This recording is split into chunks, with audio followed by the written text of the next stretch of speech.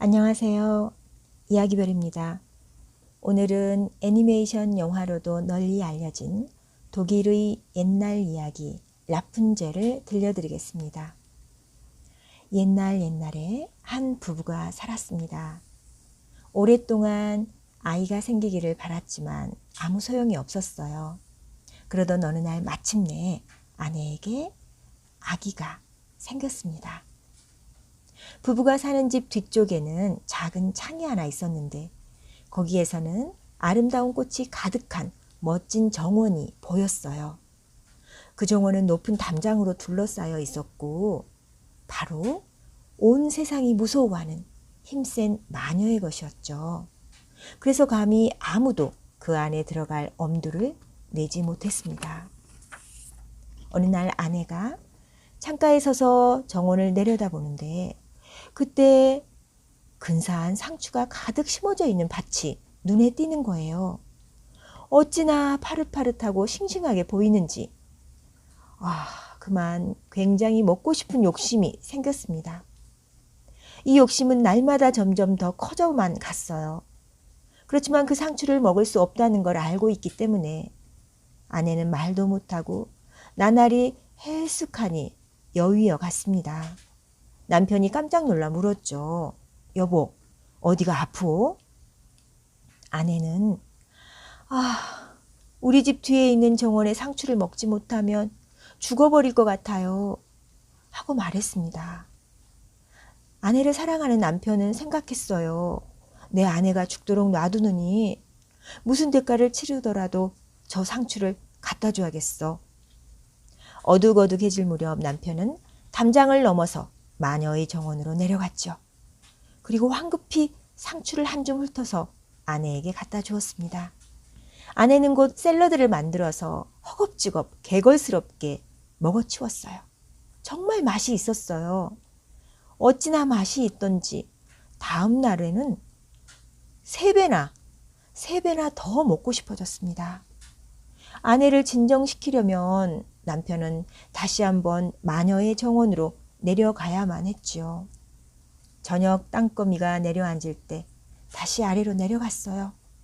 그러나 담을 막 내려간 남편은 그만 화들짝 놀라고 말았습니다. 바로 앞에 마녀가 서 있는 것이 아니겠어요? 마녀는 노한 눈초리로 노려보며 말했습니다. 어떻게 감히 내 정원으로 내려올 수가 있지? 어떻게 감히 내 상추를 도둑질할 수가 있지? 대가를 치러야 할 것이다. 오, 제발 자비를 베풀어 주십시오. 궁지에 몰린 나머지 어쩔 수 없었습니다. 제 아내가 창에서 여기 상추를 내려다보고는 그만 먹지 못하면 죽을 정도로 몹시 먹고 싶어 한답니다. 그러자 마녀는 화를 가라앉히며 말을 했어요. 사정이 네가 말한 대로라면 원하는 대로 상추를 가져가도 좋다. 단 조건이 있어. 네 아내가 아이를 낳으면 나에게 주어야 해. 아이는 걱정 마라. 내가 어머니처럼 보살펴 줄 테니까. 남편은 무서운 나머지 그렇게 하겠노라고 동의하고 말았죠. 드디어 아내가 아이를 낳을 때가 왔습니다. 그러자 당장 마녀가 나타나 아이에게 라푼젤이라는 이름을 붙여주고는 데려가 버렸어요. 라푼젤은 태양 아래에서 제일 어여쁜 아이로 자라났습니다. 12살이 되었을 때 마녀는 라푼젤을 숲속에 있는 어느 탑에다 가두었어요. 그런데 이 탑에는 계단도 문도 없었고 아주 꼭대기에 아주 작은 창문이 하나 있을 뿐이었습니다. 마녀가 탑에 들어가려 할 때면 아래에 서서 외쳤어요. 라푼젤, 라푼젤, 머리를 늘어뜨리렴. 라푼젤은 길고 찬란한 머리털을 지니고 있었습니다. 마치 곱디 고운 금실 같았어요. 마녀의 목소리를 들으면 라푼젤은 따 올렸던 머리를 내려서 위쪽 창문 고리에 걸고 20엘레도 넘는 저 밑으로 떨어뜨렸습니다. 그러면 마녀는 그것을 타고 올라갔지요. 그렇게 몇 년이 지났어요. 어느 날 말을 타고 숲속을 지나던 왕자가 탑 옆을 지나가다가 노랫소리를 들었습니다. 너무도 아름다운 노랫소리라 말을 멈추고 귀를 기울였어요. 그것은 라푼젤이 부르는 노래였지요. 외로운 라푼젤은 고운 목소리를 울려 퍼지게 하는 것으로 시간을 보내고 있었거든요. 왕자는 그녀에게 올라가고 싶어서 문을 찾아보았지만 문은 하나도 찾을 수가 없었어요. 그는 할 수 없이 궁궐로 돌아갔지요. 하지만 날마다 그 숲으로 다시 돌아와 목소리에 귀를 기울였습니다. 어느 날 나무 뒤에 서 있던 왕자는 마녀가 오는 것을 보았어요. 그리고 마녀가 외치는 소리도 들었죠. 라푼젤, 라푼젤, 머리를 늘어뜨리렴. 라푼젤이 길게 따은 머리를 내려뜨렸습니다. 마녀는 그것을 타고 올라갔어요. 저것이 위로 올라가는 사다리로구나. 나도 한번 행운을 시험해 봐야지. 다음 날 어둑어둑 땅거미가 일기 시작하자 왕자는 탑으로 가서 외쳤습니다. 라푼젤, 라푼젤, 머리를 늘어뜨리렴. 곧 길게 따은 머리가 내려왔습니다. 왕자는 그것을 타고 올라갔어요. 처음에 라푼젤은 남자가 들어오는 것을 보고 몹시 놀랐습니다. 남자라고는 한 번도 본 적이 없었거든요. 그렇지만 왕자가 다정스럽게 그녀의 노랫소리에 감동해서 도무지 마음을 가라앉힐 수가 없어 그녀를 보러 왔다고 설명하니 불안한 마음이 사라졌습니다. 왕자는 그녀에게 자신을 남편으로 받아들이겠느냐고 물었어요. 라푼젤은 좋다고 대답하며 자기 손을 그의 손에 맡겼습니다. 기꺼이 당신과 함께 가겠어요. 그렇지만 어떻게 내려갈 수 있을지 모르겠어요. 당신이 이리 올 때마다 비단실을 한 타래씩 가져오세요. 그것으로 사다리를 엮겠어요. 사다리가 다 만들어지면 아래로 내려가 저를 당신 말에 태워가세요. 그때까지 날마다 밤이면 그가 찾아오기로 약속했습니다. 낮에는 노파가 오거든요. 마녀 역시 아무것도 알아차리지 못했어요. 어느 날 라푼젤이 마녀에게 이렇게 말을 했습니다. 대모님?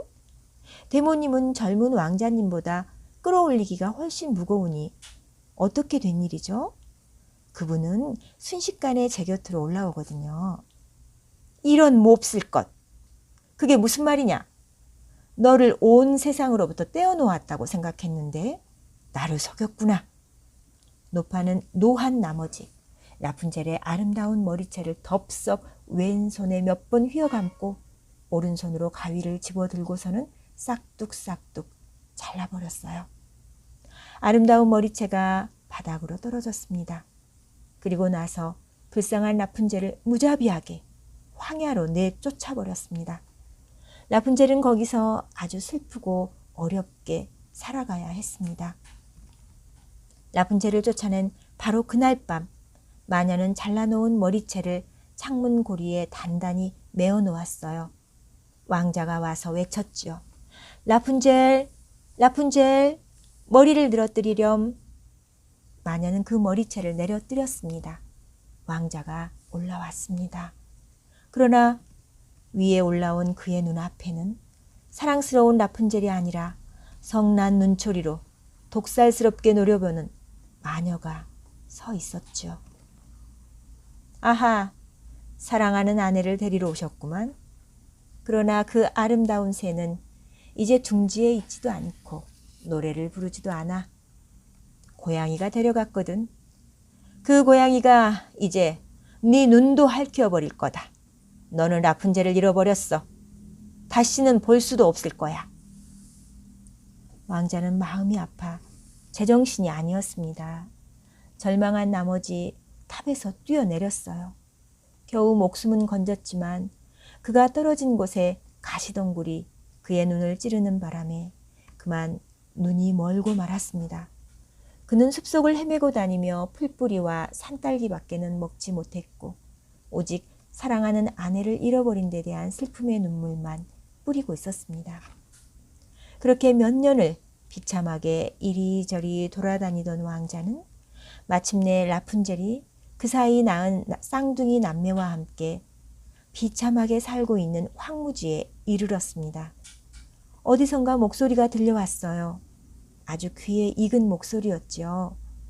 그가 그 소리를 따라 다가가는데 라푼젤이 그를 알아보고 와락 달려와 목을 껴안고 울었습니다. 라푼젤의 눈물 두 방울이 그의 눈을 적시자 눈이 다시 보이는 것이 아니겠어요? 왕자는 예전처럼 다시 볼 수 있게 되었어요. 그는 그녀를 자기 나라로 데려갔죠. 모두들 두 사람을 반갑게 맞아들였습니다. 그래서 그들은 오랫동안 행복하고 즐겁게 잘 살았답니다. 이야기 끝. 어떠셨어요? 소리로 들으니, 귀로만 들으니 좀 다른 느낌이 들지 않으셨나요? 참, 라푼젤은 독일 말로 상추를 뜻한다고 합니다. 끝까지 들어주셔서 정말 고맙습니다. 여러분을 축복합니다.